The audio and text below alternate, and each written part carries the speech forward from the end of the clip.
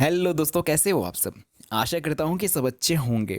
तो चलिए आइए शुरू करते हैं आज की मैराथन क्लास। और इस क्लास में हम संपूर्ण हिंदी पेडागोजी को एक ही वीडियो में कंप्लीट करने वाले हैं। और ये क्लास सीटेट पेपर 1 पेपर 2 दोनों के लिए महत्वपूर्ण रहने वाली है। जिनका भी पेपर 1 या पेपर 2 में हिंदी प्रथम या द्वितीय लैंग्वेज के रूप में लिया है, उन सभी को ये क्लास बहुत बहुत महत्वपूर्ण रहने वाली है। तो चलिए शुरू करते हैं आज के पहले टॉपिक के साथ। तो दोस्तों, टॉपिक नंबर फर्स्ट है हमारा भाषा। तो भाषा विचारों के आदान प्रदान करने का साधन है। भाषा सामाजिक जीवन को सार्थक करने का साधन है। दोस्तों, मनुष्य एक सामाजिक प्राणी है और सामाजिक जीवन को सार्थक करने में भाषा एक संसाधन के रूप में महत्वपूर्ण साधन है। भाषा ज्ञान प्राप्ति के रूप में एक क्या है, साधन के रूप में है। और भाषा साहित्य, कला, संस्कृति, सभ्यता को विकसित करने में सहायक है। और लिपि भाषा का लिखित रूप होता है। और भाषा और लिपि में कोई निश्चित संबंध नहीं होता है। तो दोस्तों, ये वाला पॉइंट बहुत बहुत इंपॉर्टेंट है और सीटेट में कई बार ये पॉइंट प्रश्न के रूप में पूछा गया है। और कोई भी भाषा किसी भी लिपि में लिखी जा सकती है। चलिए बढ़ते हैं दोस्तों अगले टॉपिक की ओर। अगला जो दोस्तों हमारा टॉपिक है वो है भाषा के वेद या भाषा के रूप।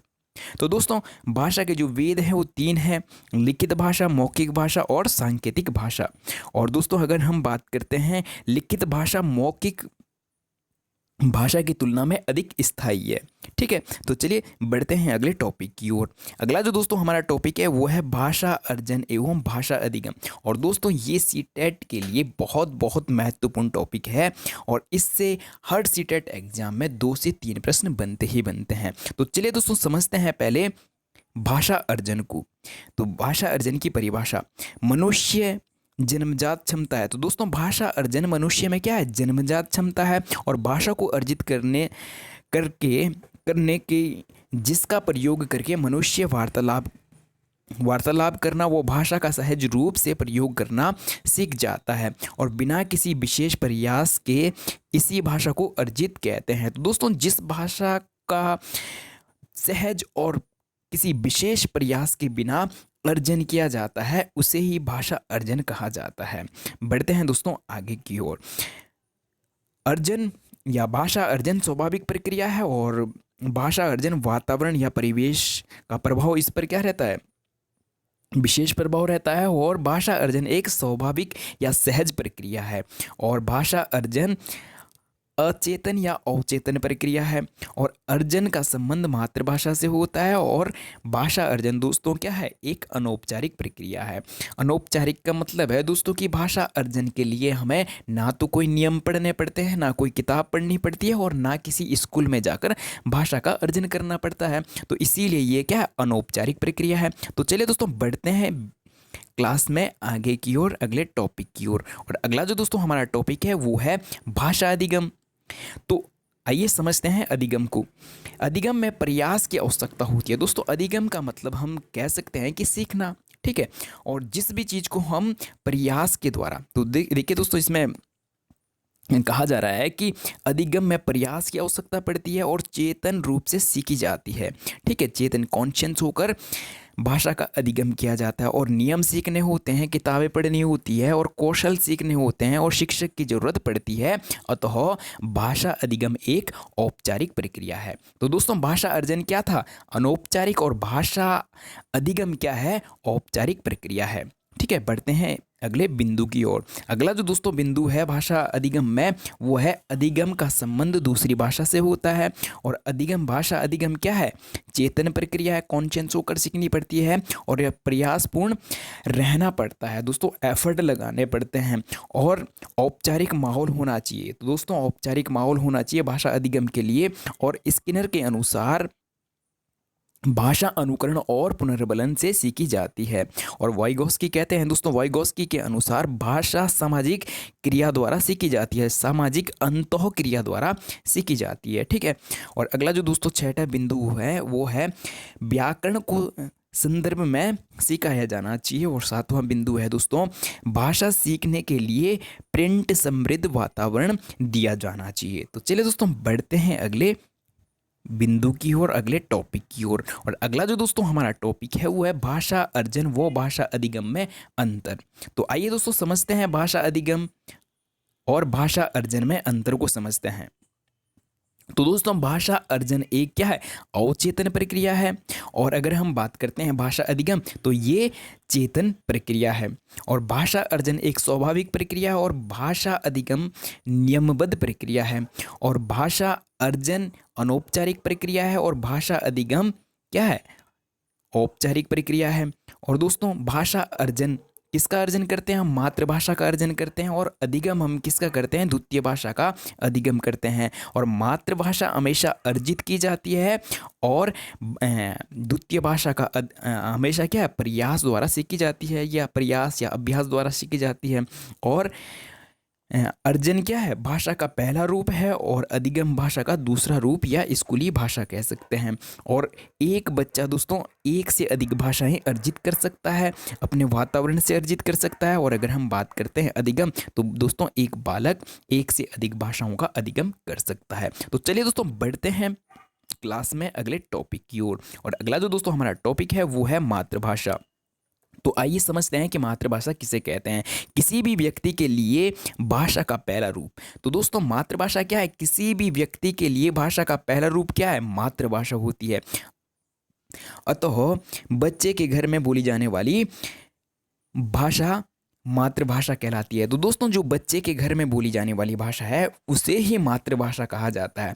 आइए समझते हैं थोड़ा मातृभाषा की परिभाषा को। भाषा अर्जन एक ऐसी प्रक्रिया है जो बिल्कुल स्वाभाविक है। तो दोस्तों भाषा अर्जन क्या है, जो मातृभाषा है, मातृभाषा क्या है, मातृभाषा का अर्जन किया जाता है और ये बिल्कुल क्या है, स्वाभाविक प्रक्रिया है। सामान्य तो बच्चा मातृभाषा का अर्जन परिवार से ही कर लेता है और स्कूल आने से पहले से ही वे मातृभाषा में अपनी बात कहने व समझने में सक्षम होता है। ठीक है, तो चलिए दोस्तों बढ़ते हैं अगले टॉपिक की ओर। और अगला जो दोस्तों टॉपिक है वो है एनसीएफ 2005 के अनुसार बच्चे को प्राथमिक स्तर पर बच्चे की मातृभाषा का प्रयोग करने दो ताकि बच्चा स्वाभाविक तथा सरल तरीके से सीख सकें, सरल प्रक्रिया द्वारा सीख सकें। ठीक है, इसमें पहला पॉइंट है दोस्तों, बच्चे को स्वयं को अभिव्यक्त करने देंगे अपनी भाषा में। तो दोस्तों बच्चे को अपनी भाषा में क्या है, अभिव्यक्त करने देंगे। ठीक है, और अगला बिंदु है दोस्तों, मातृभाषा प्रयोग करने की वजह से बच्चे की भाषा में क्षेत्रीय भाषा का प्रभाव हो सकता है, जैसे सड़क को सड़क बोलना यह स्वाभाविक है। तो दोस्तों जो मातृभाषा का प्रयोग बच्चा कर रहा है तो उसमें क्या है, क्षेत्रीय भाषा का प्रभाव क्या है, स्वाभाविक है। ठीक है, जैसे सड़क को सड़क बोल रहा है। ठीक है, और हम मातृभाषा और बहुभाषिता को स्वीकार करते हैं कक्षा में। तो दोस्तों एक कक्ष में मातृभाषा और बहुभाषिता को क्या है, एक संसाधन के रूप में स्वीकार किया जाता है। ठीक है, तो चलिए अब दोस्तों बढ़ते हैं क्लास में अगले टॉपिक की ओर। अगला जो दोस्तों हमारा टॉपिक है वो है भाषा के विविध रूप। ठीक है, तो आइए समझते हैं कि भाषा के विविध रूप कौन कौन से हैं। तो दोस्तों पहला है मातृभाषा। ठीक है, अब मातृभाषा किसे कहते हैं, भाषा का जो पहला रूप होता है उसे ही हम क्या कहते हैं, मातृभाषा कहते हैं। और राष्ट्रभाषा, तो दोस्तों भारत की अभी वर्तमान समय में कोई भी क्या नहीं है, राष्ट्रभाषा नहीं है। ठीक है, और समझते हैं राजभाषा। तो दोस्तों अगर हम बात करते हैं राजभाषा की तो दोस्तों वर्तमान में हमारे देश की जो राजभाषा वो कौन सी है, हिंदी है। ठीक है, भारत में 1963 के OLI ऑफिशियल लैंग्वेज एक्ट के तहत आर्टिकल अनुच्छेद 343 फर्स्ट हिंदी भारत की राजभाषा है। ठीक है, तो दोस्तों अनुच्छेद 343 का फर्स्ट के अनुसार जो हिंदी है, हिंदी भारत की क्या है, राजभाषा है। ठीक है, मानक भाषा शिक्षा व कार्यालय प्रयोग की जो भाषा है उसे क्या कहते हैं, मानक भाषा कहते हैं। ठीक है, तो चलिए दोस्तों बढ़ते हैं अगले टॉपिक की ओर। अगला जो दोस्तों टॉपिक है वो है भाषा सीखने के चरण। कूकना, तो दोस्तों कूकना बच्चा कब स्टार्ट कर देता है, 6 सप्ताह में शुरू कर देता है। और अगर हम बात करते हैं बलबलाना तो बलबलाना दोस्तों 6 माह में शुरू कर देता है। और अगर हम बात करते हैं एक शब्द चरण तो 1 साल में शुरू कर देता है। और टेलीग्राफिक वो 2 शब्द चरण ये 18 से 24 माह में शुरू कर देता है, यानी 1.5 वर्ष से 2 वर्ष के बीच। ठीक है, और लंबे उच्चारण 2 वर्ष से 4 साल के बीच शुरू कर देता है। तो आइए समझते हैं प्रोफेसर स्मिथ के अनुसार। तो दोस्तों प्रोफेसर स्मिथ के अनुसार 1 साल में बच्चा 3 शब्द बोल लेता है, और 2 साल में 272 शब्द बोल लेता है, और 5 साल में 2072 शब्द बोल लेता है एक बालक। ठीक है, तो चलिए बढ़ते हैं दोस्तों अगले टॉपिक की ओर। अगला जो दोस्तों हमारा टॉपिक है वो है भाषा शिक्षण की प्रमुख विधियां। तो आइए समझते हैं भाषा शिक्षण की प्रमुख विधियों को। तो दोस्तों पहली विधि है व्याकरण विधि, दूसरी है प्रत्यक्ष और संप्रेषण और निगमन और आगमन विधि। तो आइए समझते हैं सबसे पहले व्याकरण विधि को। तो दोस्तों व्याकरण विधि में जो पहला टॉपिक है, बिंदु है, वो है इस विधि के अंतर्गत अन्य भाषा के नियमों को कुछ शब्दों के साथ सिखाया और याद कराया जाता है। ठीक है, और अगला बिंदु है दोस्तों, इसके बाद शब्द संयोजन और व्याकरण के नियमों के आधार पर अभ्यास कराए जाते हैं। ठीक है, तो आइए समझते हैं अब प्रत्यक्ष विधि को। तो दोस्तों प्रत्यक्ष विधि, इसे मौखिक वार्तालाप विधि भी कहा जाता है। तो दोस्तों ये प्रश्न सीटेट में बहुत बार पूछा गया है कि मौखिक वार्तालाप विधि किसे कहा जाता है। तो दोस्तों प्रत्यक्ष विधि को मौखिक वार्तालाप विधि कहा जाता है। आइए समझते हैं अगला बिंदु को। इस विधि में शिक्षार्थी मातृभाषा की मध्यस्थता के बिना अन्य भाषा सिखाई जाती है। तो दोस्तों जो प्रत्यक्ष विधि है, प्रत्यक्ष विधि में मातृभाषा के बिना, मध्यस्थता के बिना ही सिखाई जाती है प्रत्यक्ष विधि में। ठीक है, इस विधि में बच्चे की मातृभाषा का प्रयोग नहीं किया जाता है। तो दोस्तों प्रत्यक्ष विधि में बच्चे की मातृभाषा का प्रयोग नहीं किया जाता है, केवल लक्ष्य भाषा को आधार बनाया जाता है। तो चलिए समझते हैं दोस्तों संप्रेषण विधि। यह स्वाभाविक रूप से भाषा के प्रयोग पर बल देती है। तो दोस्तों संप्रेषण विधि क्या किस पर बल देती है? भाषा के प्रयोग पर बल देती है, कि बच्चा जितने ज़्यादा से ज़्यादा भाषा का प्रयोग करें, उसकी संप्रेषण विधि और वो अपने आप को उतना ही अच्छे से क्या कर सकता है, अभिव्यक्त कर सकता है, और संप्रेषण के माध्यम से भाषा सीखी जा सकती है। तो चलिए बढ़ते हैं दोस्तों अगले शिक्षण विधि की ओर। अगली जो दोस्तों शिक्षण विधि है वो है आगमन विधि। और दोस्तों आगमन और निगमन विधि भी बहुत बहुत इंपॉर्टेंट है, और हर सीटेट एग्जाम में यहाँ से 2 से 3 प्रश्न बनते ही बनते हैं। तो चलिए दोस्तों समझते हैं आगमन विधि को। आगमन विधि में दोस्तों जो पहला बिंदु है या पहला पॉइंट है वो है उदाहरण से नियम की ओर। तो दोस्तों आगमन विधि में हम क्या करते हैं, बच्चे को पहले उदाहरण देते हैं और फिर नियम समझाते हैं। और आगमन विधि में दोस्तों विशिष्ट से सामान्य की ओर जाते हैं। और अगर हम बात करते हैं, अगला बिंदु है ज्ञात से अज्ञात की ओर, तो ये कौन सी विधि हो जाएगी दोस्तों, आगमन विधि। ठीक है, अगर हम इसका उदाहरण देखें तो पहले संज्ञा का उदाहरण देंगे और बाद में परिभाषा बताएंगे। ठीक है, तो चलिए दोस्तों बढ़ते हैं निगमन विधि की ओर, कि निगमन विधि किसे कहते हैं। निगमन विधि में दोस्तों पहले नियम और फिर उदाहरण की ओर बढ़ते हैं। पहले नियम और फिर हम उदाहरण समझाएंगे। और निगमन विधि में दोस्तों सामान्य से विशिष्ट की ओर जाते हैं। और इसका जो दोस्तों उदाहरण है वो है कि पहले परिभाषा बताना।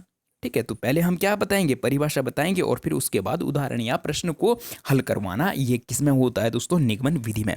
तो चलिए बढ़ते हैं दोस्तों अगले टॉपिक की ओर। और अगला जो दोस्तों टॉपिक है वो है जीन प्याजे। तो दोस्तों जीन प्याजे अहम केंद्रित वाक्य।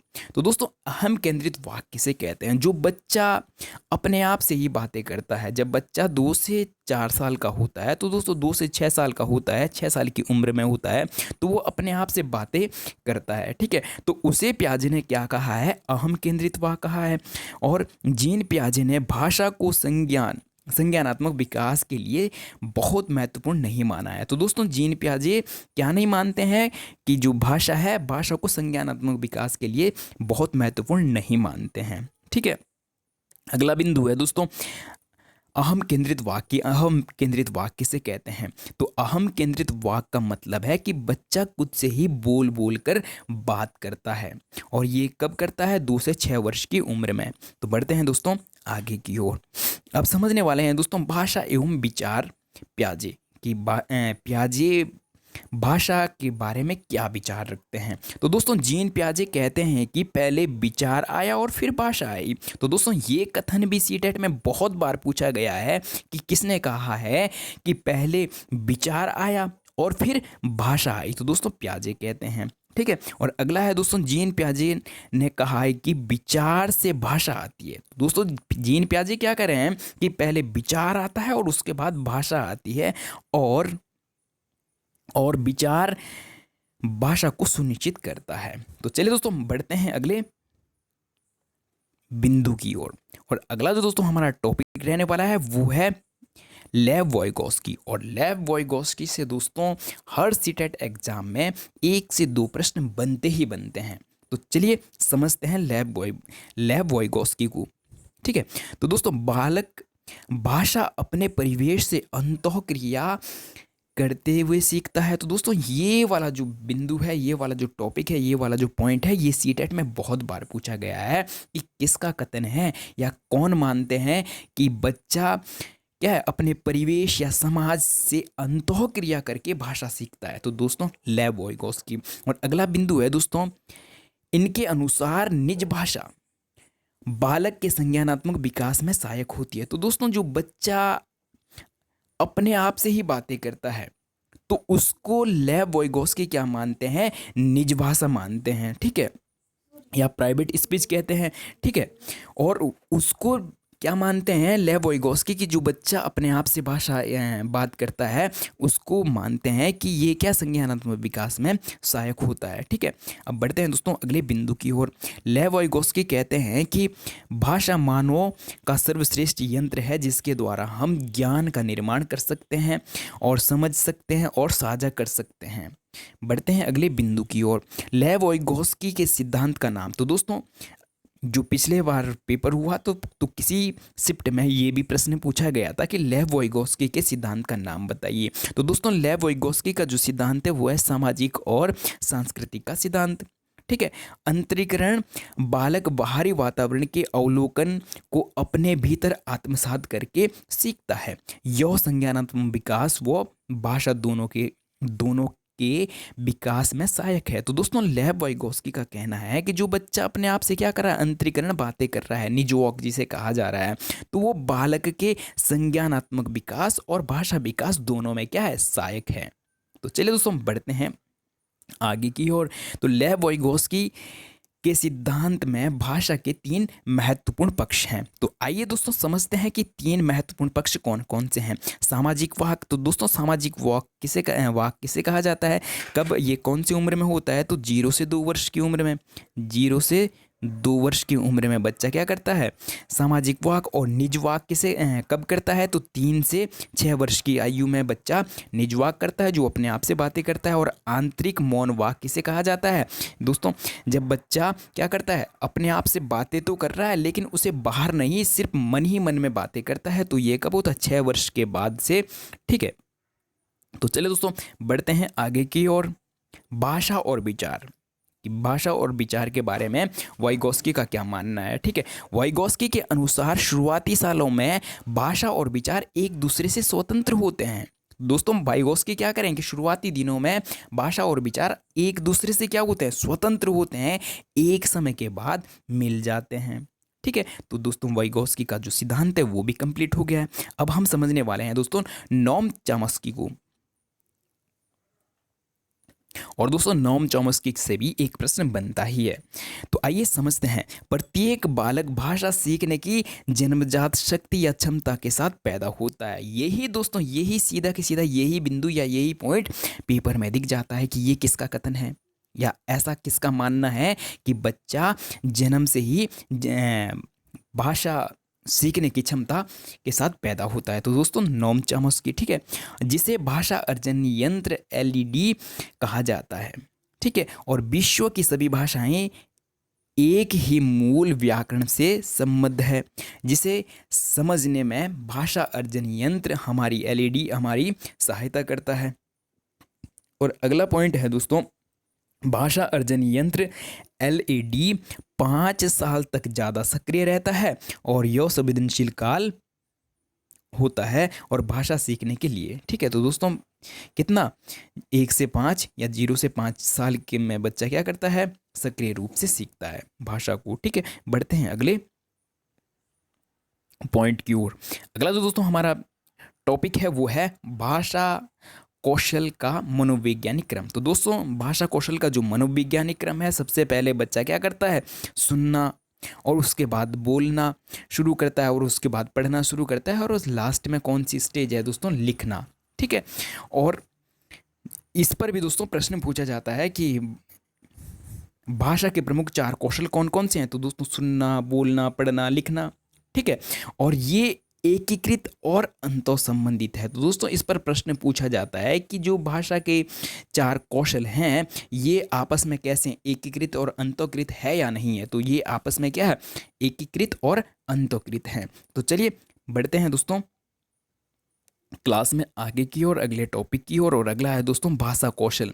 तो दोस्तों भाषा कौशल में क्या है, ग्रहात्मक कौशल और अभिव्यक्तात्मक कौशल, इससे भी प्रश्न बनता ही बनता है। तो दोस्तों अभिव्यक्तात्मक कौशल कौन कौन से होते हैं। अभिव्यक्त का मतलब है कि अपने भाव विचारों को अभिव्यक्त करना। और अपने भाव विचारों को आप कैसे अभिव्यक्त कर सकते हैं, तो या तो दोस्तों बोलकर अभिव्यक्त कर सकते हैं और या अपने भाव विचारों को लिखकर अभिव्यक्त कर सकते हैं। तो अभिव्यक्तात्मक कौन सा हो जाएगा, बोलना और लिखना अभिव्यक्तात्मक हो जाएगा। और ग्रहात्मक का मतलब है कि आप कोई सी चीज को ग्रहण कर रहे हैं। तो ग्रहण कैसे कर सकते हैं दोस्तों, या तो आप सुन के कर सकते हैं, ठीक है, या सुन के कर सकते हैं, या पढ़ के कोई सी चीज को ग्रहण कर सकते हैं। तो चलिए दोस्तों बढ़ते हैं क्लास में आगे की ओर, अगले टॉपिक की ओर। अगला जो दोस्तों टॉपिक है वो है पढ़ना, ठीक है। तो दोस्तों पढ़ने के कौशल को वाचन कहते हैं। तो पढ़ने के कौशल को क्या कहा जाता है, वाचन कहा जाता है। तो पढ़ना दोस्तों दो प्रकार का हो जाएगा, मौन पठन और स्वसर पठन। मौन पठन वो है दोस्तों जो बच्चा मन ही मन में पढ़ता है, और स्वसर पठन वो हो जाएगा जो बोल बोल कर पढ़ता है, ठीक है। तो आइए समझते हैं स्वसर पठन और मौन पठन को। मौन पठन से बच्चे का ध्यान बेहतर होगा। तो दोस्तों अगर बच्चा क्या करता है, साइलेंट रीडिंग कर रहा है, तो उससे बच्चे का जो ध्यान है वो क्या होगा, बेहतर होगा और तेजी से पढ़ेगा। और दोस्तों जब हम मन ही मन में पढ़ते हैं, मौन पाठन करते हैं, तो उसमें जो पढ़ने की जो स्पीड है वो तेज हो जाती है। और जब बच्चे की पढ़ने की स्पीड तेज हो जाएगी तो बच्चा ज़्यादा विषय पढ़ सकेगा, ठीक है। और अब समझते हैं दोस्तों स्वसर पठन को। तो स्वसर पठन में दोस्तों अगर बच्चा स्वसर पठन कर रहा है तो उच्चारण अच्छा होगा और सुनने और बोलने के कौशल बेहतर होंगे। तो दोस्तों जो बच्चा तो पढ़ रहा है उसके बोलने के कौशल, और जो बच्चा सुन रहे हैं क्लास में तो उसके सुनने के कौशल बेहतर होंगे। और स्वसर पठन से रस भी आता है, ठीक है। तो चलिए दोस्तों बढ़ते हैं अगले टॉपिक की ओर। और अगला जो दोस्तों टॉपिक है हमारा वो है लेखन के प्रकार। तो आइए समझते हैं लेखन के प्रकार। तो दोस्तों लेखन के तीन प्रकार है। पहला है सुलेख। तो सुलेख किसे कहते हैं दोस्तों, सुंदर लेख बनाने के लिए जो हम राइटिंग करते हैं तो उसे क्या कहते हैं दोस्तों, सुलेख कहेंगे। और अगला है श्रुत लेख। बर्तनियों या अशुद्धियों को दूर करने के लिए दोस्तों हम किसका प्रयोग करते हैं, श्रुत लेख का। और इसे ही दोस्तों क्या कहते हैं, श्रुत लेख को इमला भी कहा जाता है। जो अशुद्धियों को दूर करने के लिए कक्षा 1 से 5 तक सभी को इमला लिखाई जाती थी और हमें भी लिखाई जाती थी, ठीक है। और उसमें अशुद्धियों को दूर किया जाता था, ठीक है। अगला है दोस्तों अनुलेख। अनुलेख किसे कहते हैं, अक्षरों का अनुकरण, अनुरेखण या ट्रेस करना। तो दोस्तों इस प्रकार से किताब में या कॉपी में इस प्रकार से क्या दिए होते हैं, इस प्रकार से होता है दोस्तों कॉपी में, जैसे ओ होगा तो इस प्रकार से होगा। और फिर बच्चा उसी के ऊपर क्या करता है, इस प्रकार से लाइन करता है, लाइनिंग करता है, तो उसे क्या कहेंगे, अनुकरण लेख कहेंगे, ठीक है, अनुलेख कहेंगे। तो चलिए बढ़ते हैं दोस्तों क्लास में आगे की ओर। अगला जो दोस्तों हमारा टॉपिक है वो है भाषाई विकार। तो और इससे भी हर सीटेट एग्जाम में दोस्तों 1 से 2 प्रश्न बनते ही बनते हैं। तो आइए समझते हैं सबसे पहले अफेजिया को। तो दोस्तों अफेजिया क्या है, अफेजिया के कारण सुनने, समझने और बात करते समय भाषा के उपयोग में समस्या आती है। और डिसलेक्सिया, तो दोस्तों डिसलेक्सिया से हर बार लगभग प्रश्न बनता ही बनता है। तो दोस्तों डिसलेक्सिया क्या है, पठन अक्षमता है, पढ़ने में जो समस्या आती है उसे क्या कहते हैं, वो कौन सा विकार है दोस्तों, डिसलेक्सिया। और अगर हम बात करें डिसग्राफिया, तो दोस्तों डिसग्राफिया लिखने संबंधी विकार हैं। और डिसफ्रैक्सिया, तो डिसफ्रैक्सिया दोस्तों गत्यात्मक कौशल संबंधी विकार है। और अगर हम बात करते हैं डिसकैलकुलिया, तो दोस्तों ये गणना संबंधी विकार हैं। तो चलिए दोस्तों बढ़ते हैं अगले टॉपिक की ओर। अगला जो दोस्तों टॉपिक है वो है शिक्षण त्रिआयामी। तो दोस्तों शिक्षण को त्रिआयामी किसने कहा है, तो जॉन डीवी ने शिक्षण को त्रिआयामी कहा है। तो दोस्तों 3 आयाम कौन कौन से हो जाएंगे, एक हो जाएगा विषय वस्तु, और दूसरा हो जाएगा अध्यापक, और तीसरा हो जाएगा छात्र, ठीक है, तो चलिए बढ़ते हैं अगले टॉपिक की ओर। अगला जो दोस्तों टॉपिक है वो है शिक्षण सूत्र। तो आइए समझते हैं शिक्षण सूत्र को। तो दोस्तों शिक्षण सूत्र में क्या होता है, ज्ञात से अज्ञात की ओर जाते हैं और मूर्त से अमूर्त की ओर बढ़ते हैं और सरल से जटिल की ओर बढ़ते हैं। अगला जो दोस्तों टॉपिक है, बढ़ते हैं अगले टॉपिक की ओर। और अगला जो हमारा टॉपिक हो जाएगा वो हो जाएगा शिक्षण सहायक सामग्री। तो आइए समझते हैं शिक्षण सहायक सामग्री को। तो दोस्तों दृश्य सामग्री जैसे चार्ट हो गया, और अगर बात करते हैं श्रव्य सामग्री रेडियो और दृश्य श्रव्य तो टेलीविजन हो जाएगा, और क्रिया सहायक सामग्री दोस्तों फील्ड वर्क या फील्ड ट्रिप। ठीक है, तो बढ़ते हैं दोस्तों वीडियो में आगे की ओर। और अब हम समझने वाले हैं कि जो शिक्षण सहायक सामग्री है उसकी क्या उपयोगिता है। ठीक है, तो समझते हैं दोस्तों शिक्षण सहायक सामग्री का प्रयोग शिक्षण को ज़्यादा रुचिकर बनाने के लिए या ज़्यादा प्रभावी बनाने के लिए और स्वाभाविक भागीदारिता या सक्रिय बनाने के लिए शिक्षण सहायक सामग्रियों का प्रयोग किया जाता है। तो आइए समझते हैं दोस्तों सबसे पहले दृश्य सामग्री को। दोस्तों दृश्य सामग्री के अंतर्गत कौन कौन सी सामग्री आती है, जैसे श्यामपट्ट हो गया, चार्ट हो गया, पाठ्य पुस्तक हो गया, मानचित्र, ये सब किसके दृश्य सामग्री के अंतर्गत आते हैं। तो चलिए बढ़ते हैं दोस्तों अगले टॉपिक की ओर। और अगला जो दोस्तों टॉपिक है वो है श्रव्य सामग्री। तो श्रव्य सामग्री के अंतर्गत क्या क्या आता है दोस्तों, रेडियो आता है और एम्पलीफायर आता है और माइक्रोफोन आता है और टेप रिकॉर्डर आता है। ठीक है, बढ़ते हैं अगले टॉपिक की ओर। और अगला है दोस्तों दृश्य श्रव्य सामग्री। तो इसके अंतर्गत दोस्तों फिल्म प्रोजेक्टर आता है और टेलीविजन आता है और चलचित्र आता है। बढ़ते हैं अगले शिक्षण विधि की ओर। अगली जो दोस्तों शिक्षण विधि है वो है क्रिया सहायक सामग्री। वो है दोस्तों किसी ऐतिहासिक या संग्रहालय या उद्यान का भ्रमण करना। तो दोस्तों जब हम फील्ड वर्क करवाते हैं, किसी ऐतिहासिक स्थल पर बच्चों को भ्रमण पर ले जाते हैं, किसी संग्रहालय में बच्चों को भ्रमण पर ले जाते हैं या किसी उद्यान का भ्रमण करवाते हैं, तो वो दोस्तों कौन से शिक्षण विधि के अंतर्गत आता है, क्रिया सहायक शिक्षण सामग्री के अंतर्गत आता है। तो चलिए दोस्तों बढ़ते हैं क्लास में आगे की ओर। और अगला जो दोस्तों हमारा टॉपिक रहने वाला है वो है मूल्यांकन एवं उपचार। बहुत बहुत महत्वपूर्ण टॉपिक है दोस्तों। तो चलिए समझते हैं। मूल्यांकन एक ऐसी निरंतर चलने वाली प्रक्रिया है। तो दोस्तों मूल्यांकन क्या, निरंतर चलने वाली प्रक्रिया है जिससे शिक्षक छात्र के ज्ञान वो सीखने की प्रक्रिया का आंकलन करता है। तो दोस्तों मूल्यांकन में शिक्षक क्या करता है, छात्र के ज्ञान और सीखने की प्रक्रिया का आंकलन करता है। तो चलिए बढ़ते हैं आगे की ओर। अब दोस्तों हम समझने वाले हैं आंकलन का उद्देश्य। तो दोस्तों जो शिक्षक ने छात्र को सिखाया वो छात्र द्वारा कितना सीखा गया। तो दोस्तों आंकलन में हम ये आंकलन करते हैं कि जो शिक्षक ने सिखाया वो छात्र कितना सीखा। ठीक है, और अगला है दोस्तों छात्रों की समस्या को दूर करना। आंकलन द्वारा हम क्या करते हैं दोस्तों, आंकलन का जो उद्देश्य रहता है छात्रों की समस्या को दूर करना। और जो तीसरा जो दोस्तों उद्देश्य रहता है छात्रों की योग्यता, रुचि, कुशलताओं को पहचान कर उनके अनुसार शिक्षण विधि को तैयार करना। ठीक है, अब समझते हैं दोस्तों मूल्यांकन।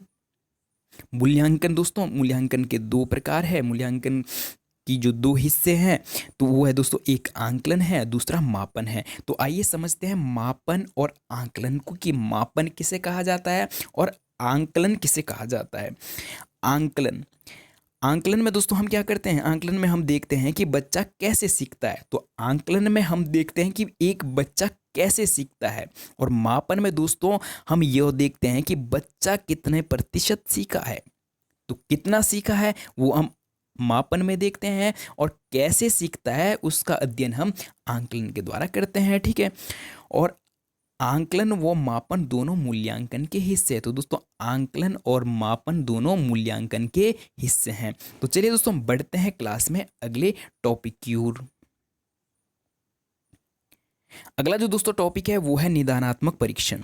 तो आइए समझते हैं निदानात्मक परीक्षण को। जब शिक्षक छात्रों को किसी विषय में कार्य करने को देता है और उसमें छात्र असफल या कठिनाई अनुभव करता है। तो दोस्तों निदानात्मक शिक्षण में क्या होता है कि जब एक शिक्षक क्या किसी अपने छात्र को कार्य करने को देता है और उसमें छात्र को क्या असफलता या कठिनाई का अनुभव करता है, तो छात्र की असफलता व कठिनाई के पीछे का कारण जानना ही क्या है दोस्तों, निदान है। कि जो बच्चे को समस्या आ रही है और कहाँ पे समस्या आ रही है और कहाँ पे गैप आ रहा है, उसी को दोस्तों क्या कहा जाता है, जब हम इस प्रकार का पता लगाते हैं तो उसी को क्या कहा जाता है, निदान कहा जाता है और उसी को निदानात्मक परीक्षण कहते हैं। ठीक है, उपचारात्मक परीक्षण।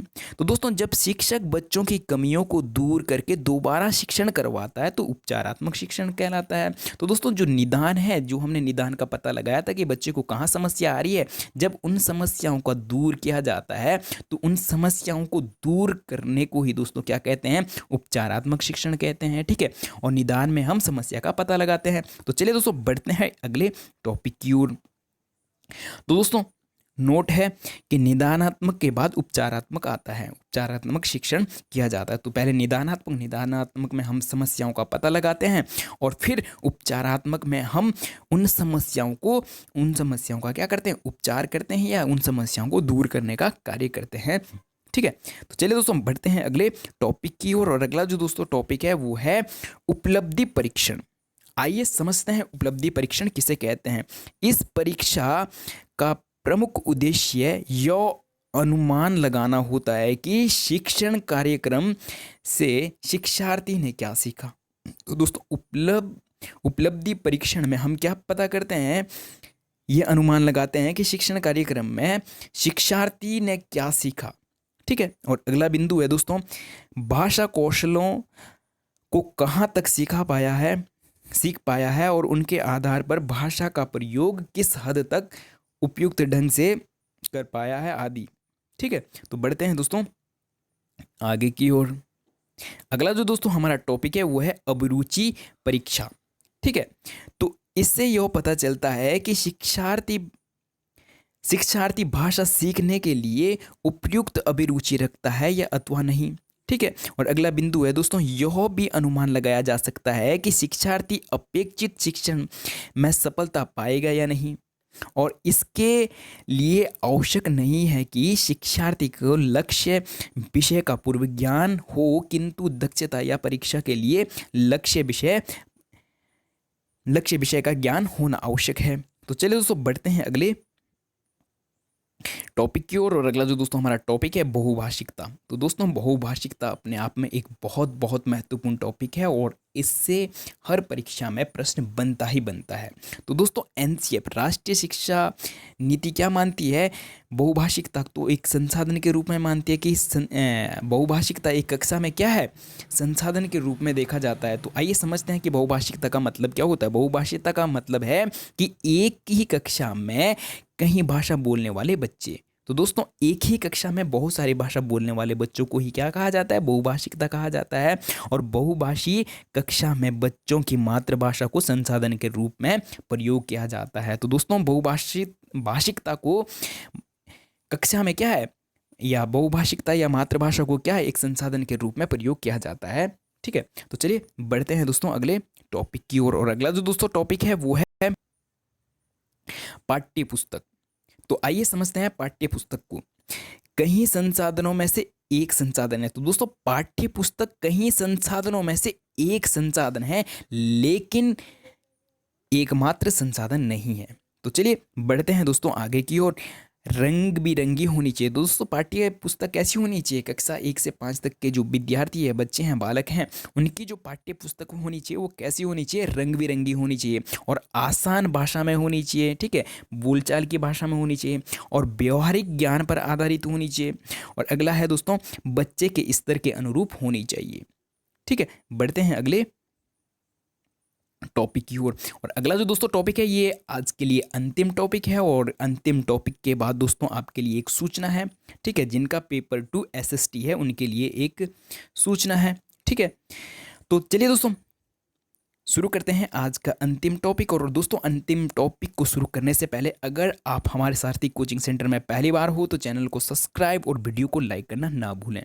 तो चलिए शुरू करते हैं आज का अंतिम टॉपिक। 1964 से 1966 में कोठारी आयोग द्वारा त्रिभाषा सूत्र की संकल्पना को दिया गया। तो दोस्तों कभी कभी तो सीधा सीधा ये प्रश्न बन जाता है कि त्रिभाषा सूत्र कब दिया गया, तो 1964 से 1966 में दिया गया।